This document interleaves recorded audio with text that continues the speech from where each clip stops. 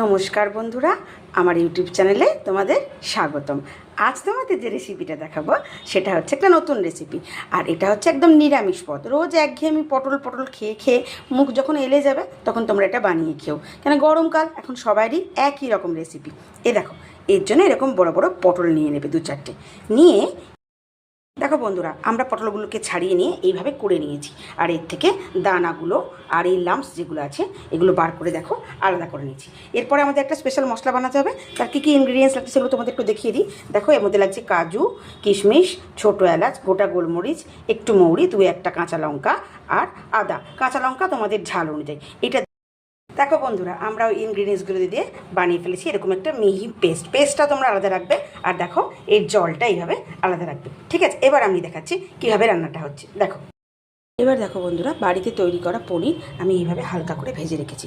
এবার কড়াইতে সাদা তেল দেবো। সাদা তেল দিয়ে তার মধ্যে দেবো একটুখানি জিরে ফোড়ন। ঠিক আছে, এই যে একটু জিরে ফোড়ন দিয়ে দিলাম। জিরে ফোড়ন দিয়ে এটা তেলটা গরম হলে এর মধ্যে দিয়ে দেবো আমরা এই যে করে রাখা পটলটা, দিয়ে একটু নাড়াচাড়া করে আমি এইভাবে নাড়াচাড়া করার পরে পটলটা একটু ঢেকে দেবো। ঢেকে দিয়ে একটু এরপর তোমরা এই পটল ভাজাটা একবার এইভাবে হালকা করে নেড়ে দেবে। নেড়ে দেওয়ার পর এর মধ্যে অ্যাড করবে একটু নুনের পরিমাণটা অল্প দেবে, কেননা পটলটা একটু মজবে।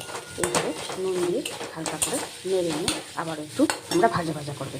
তারপর এর মধ্যে দেবে মশলা। নুন দিয়ে আমরা নাড়ার পরে এই যে ভাজা হয়ে গেল। ভাজা হয়ে যাওয়ার পরে এর মধ্যে আমরা অ্যাড করব ওই বেটে রাখা মশলাটা। ঠিক আছে, এর মধ্যে ভালো করে বেটে রাখা মশলাটাকে অ্যাড করে দিলাম। দেখো তোমরা, ভালো করে অ্যাড করলাম। অ্যাড করে একটু ভাজা হবে, ততক্ষণ একটু ওয়েট করে তারপরে আমরা এর মধ্যে আমরা অ্যাড করলাম এর মধ্যে মশলা দেওয়া জল আর বললাম কি একটুখানি চিনি। ঠিক আছে, দিয়ে আমরা এটা ভালোভাবে নাড়ালাম। দেখো, এইভাবে মশলা দিয়ে নাড়ানোর পর তোমরা এতে অ্যাড করবে 2টো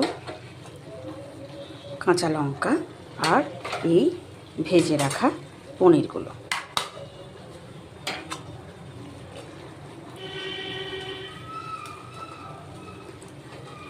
দিয়ে এইভাবে একটু দেখো, এইভাবে তেল ছেড়ে গেলে ওপর থেকে একটু ঘি তোমরা দিয়ে একটু স্ট্যান্ডিং টাইম দিয়ে এটাকে নামিয়ে নিও।